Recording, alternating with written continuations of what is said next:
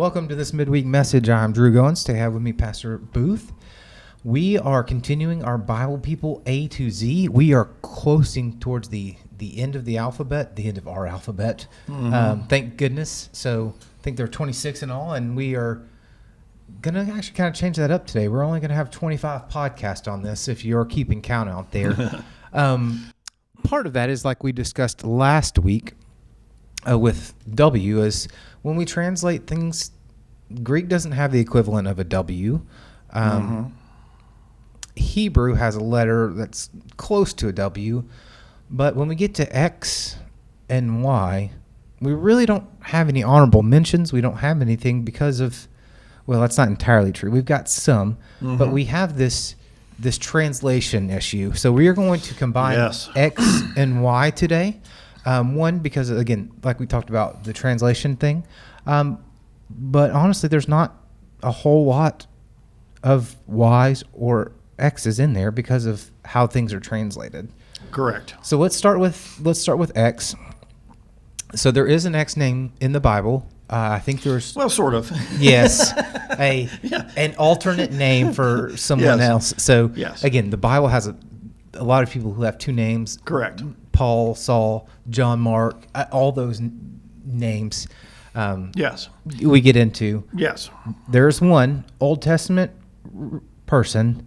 Correct. Who has a name that we translate that starts with an X, and that is Xerxes. Xerxes. So tell me about Xerxes. So Xerxes, as best we understand, is the king that we read about in the Esther story. So this, of course, is the famous story about Esther, who ends up in the a beauty pageant, if you will, to become the new queen, and then ends up saving her people because she is bold enough to go before this king.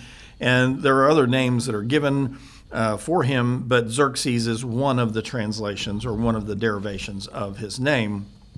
And so you've actually seen some podcasts about Esther, and even the first queen, Vashti. That was just a couple episodes ago. Okay, great. So you've already covered this pretty in depth. So I'm not going to spend a lot of time. I will say that his father, Xerxes' father, was actually Xerxes the First. Also had another name, but we believe that he was mentioned in Ezra chapter 4, verse 6. But the name that's actually given in the Hebrew there is Asaras, but we believe that is a derivation or a cognate of that name.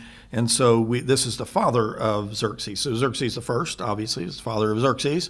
And so, but these are strong political leaders, and so you will find them. And obviously, as the Jews celebrate their being saved, they actually have a Purim, is their celebration in which they celebrate this being saved at that time. It's one of their holy days, and it all goes back to this king who basically gave them, he relented on a death sentence, and did that all because of his bride, or his wife, Esther. Queen Esther, yep. Yes, very good. Any takeaways from X? Not a whole lot. I don't know that we're going to be pretty light on the life applications.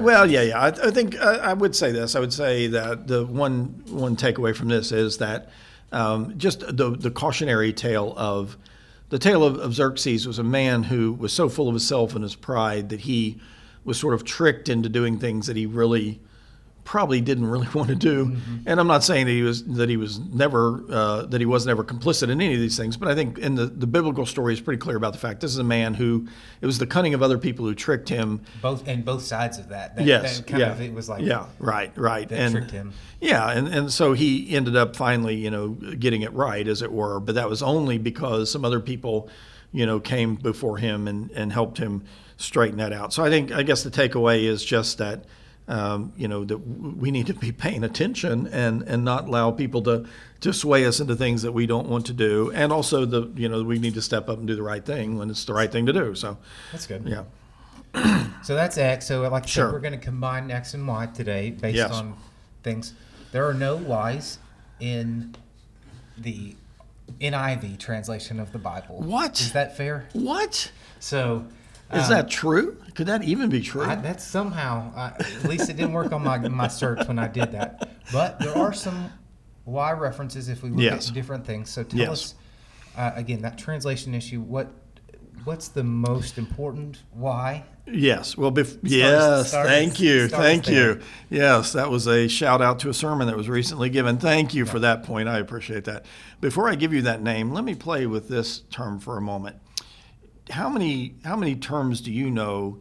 How many names for God do you know that are associated with the word Jehovah?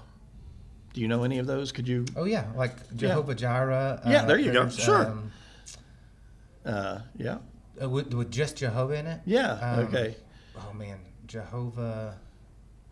I know Yeah. some more, but Yeah. I'm not going to ask you to name all those, but there's a couple I can yeah, remember. But yeah, but that's it. but like God provides, God saves, God does all. I mean, you have this whole Jehovah El Roy, I believe, is one. One is God is our shepherd, and all these things. And people, will often use these and talk about these Jehovah names.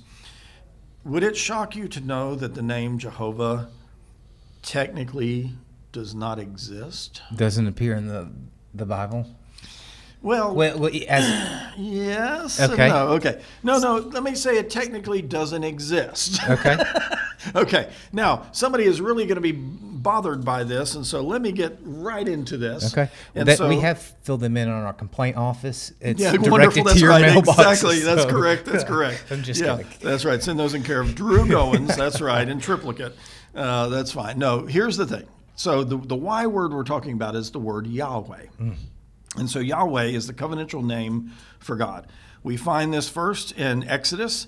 In the 3rd chapter, we have this amazing story of Moses turning aside to the burning bush, and he has this encounter with God. And so you have this calling moment. And in the midst of all of this, Moses is having this amazing otherworldly experience with this bush, and being told to go rescue a people that, first of all, he doesn't know that they want him to be there, let alone Pharaoh. Anybody wants him to be there.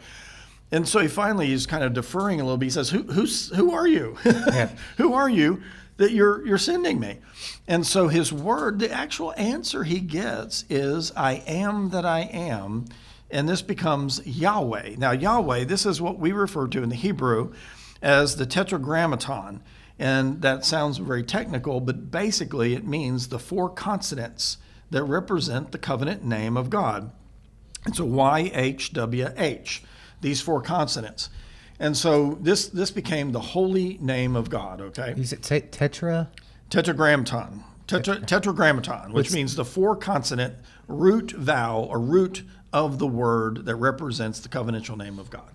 So it's the 4 consonant root. So what you need to understand is that Hebrew originally, and this is hard to imagine, but it is true, the Hebrew, when it originally went from being an oral language to a written language, they did not bother with vowels.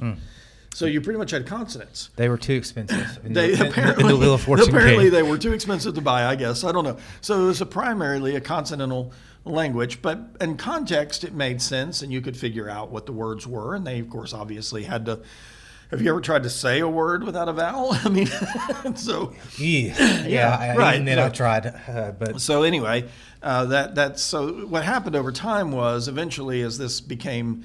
The writing became sort of a perfunctory thing, and they did it out of necessity, and then it became more ubiquitous, or people using it more often, and then they realized, hey, we better clear this up, especially because now it had all been taught in an oral tradition, but as the people grew and the tribe grew and the knowledge becomes more diffuse, it's time to do that. And so a group came along of rabbis, and it was called the Masoretic text. And so it's often referred to as just MS. So if you're ever looking in a commentary or something and they have MS in parentheses, it means the Masoretic text. It's it's talking about this text that it came from there, and the vowel pointing are there. and that's going to be all Old Testament. Absolutely, yes, Okay. it's Old Testament. So this is Hebrew. This is the Hebrew. Sure. So there's vowel pointing on the Hebrews. And so what happened also, 2 things happened. So not only did you have, first of all, a language that had no vowels, but you had mainly consonants, but then you also, over a period of time, as the Hebrews practiced their faith, they came to a realization that the holy name of God was just too holy to say. They were fearful that they might offend God by using God's name or not doing it correctly. So they refused to actually pronounce the word Yahweh, which is why even the word Yahweh, which we now spell Wahyyeh, We've added an A and an E to it. I would have missed it. So We add an A and an E to it, but we aren't even certain that's true because by the time we get to it, we recognize that the Hebrew folks would refuse to say this word out loud. They refuse to pronounce it. So, and that's because they did not want to take the offend Lord's God. name in vain. They They do did not, right, correct. Do not take the Lord's name in vain. That was part of it, but also just the fear of. You got to remember, this is the God that when he came on the holy mountain, he said, if anybody touches the mountain while I'm there, it was smoke and fire. There was terror associated. There was a healthy fear here, and so they didn't want to upset this God. So they actually, instead of saying Yahweh, they would say Lord, but the Hebrew word for Lord was Adonai. Mm-hmm. So what happened was when the Masoretic text comes along over a period of time, and they start putting vowel pointing in, that what they would do is, because they were being faithful to not trying to say or pronounce the word of God or anybody else to do it, they would use the vowel pointing from the word Adonai and put it on top of the word Yahweh. So you ended up with a word that added different vowels to this word and a different pronunciation slant. And then along comes, in biblical translation, the thing called the Latin Vulgate, which was one of the earlier translations. And it was done in Latin. And so in Latin, they really had no Y, and they had a J. So what you ended up with was the name Jehovah, which was using the vowel pointings from the word Adonai and using the tetragrammaton of the four consonant from Yahweh with a J at the beginning, and you ended up with the word Jehovah. So, before you panic about that, let me say this about that, is that even the best name that we have for God is a representation that pales in comparison to who God is, and every name we have falls short of who God really is. And the most holy name we have for God, Yahweh, was actually a pun. This I am that I am was a Hebrew pun. It basically says, he's saying two things. He's saying, I'm the God that's always existed, and he's also kind of saying to Moses, what's it to you? He's kind of saying, look, I'm the guy that just lit a bush on fire and it's not burning up, and you want to know more? Yeah. What do you want to know here? He says, this is the God I am. I'm the God that is. And so this I am root to this holy word of God is critical, because we find it not only through Old Testament times, but in the New Testament, Jesus directly, especially in John's Gospel, claims the I am statements, and there's a series of them. And in so doing, he is actually pointing back to the covenantal name of God and reminding people that he is indeed God. So isn't that pretty powerful? That is pretty cool. That's pretty powerful. And even at one point, it's kind of like the same thing. It's like, who do you say I am? Oh, like yes, he even right. plays with it a little bit in that same sense of like, I know, like, I don't know. I think it's super cool when you think, when you look at both of these things together and say, Yeah, and so there are many names for God that are used in the Old Testament, but it's important to recognize that. And if for instance, you read we're reading a translation of a Hebrew text, what you would often see is a capital G space and a D. And so instead of writing out God, they would write the capital G space D, or they would just say Lord. And it's, again, their continued reverence for the holy name, that they don't want to do that. Now, there are other names like El. So you have El Shaddai. That's often a very popular name that's used. But El was also a more common deity name. And so even Baal was a god. El was used in other god names that were used in the Canaanites and other religions around them. And so this was a term that others used. So they would sometimes use it, but when they wanted specifically to speak about the covenantal God, the one true God, they would use this term Yahweh, but they would not pronounce it. They would say instead Lord, but they would put the tetragrammaton of the four consonants representing Yahweh in the text in that way.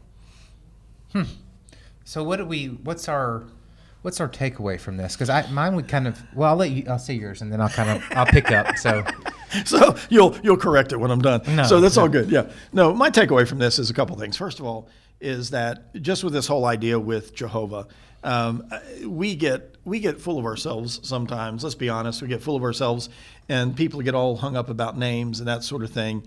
And it's a little bit funny to me that even the best name we have for God was really a Hebrew pun, where God was basically saying, you all can't handle all of this. This is more than you can handle, but I'm going to give you this to hang on to, because God is beyond that. So at those moments that you get just a little too self-righteous and a little too pious and full of yourself, realize that even the names for God that you use are all ones that fall short of the majesty and the beauty of God. I would also say that while we use names, and it's appropriate to use other names, for instance, Jesus says, call out Abba, Father. And so Father is a name that many use. Abba is a name that people use. Just God is a name. I mean, there are many words that we can use in reverence that speak about God, and those are all appropriate. But I think there's also a way that it's also appropriate to realize that sometimes you need to recognize there really is a root word, that at the root there's a covenantal, powerful word that even though I'm still going to say it, I'm not that fearful that I'm going to not say it, but I sure ought to be respectful when I say it. Because it really is the name of the creator of all the universe, of everything. This name is powerful, and it is meaningful, and I should show it some reverence. I like that point too, of even our best thing is going to fall short. This is not a great example, but the Eskimo people have 27 different words for snow. Right. Like, because they're so familiar with all these different types of snow. Right.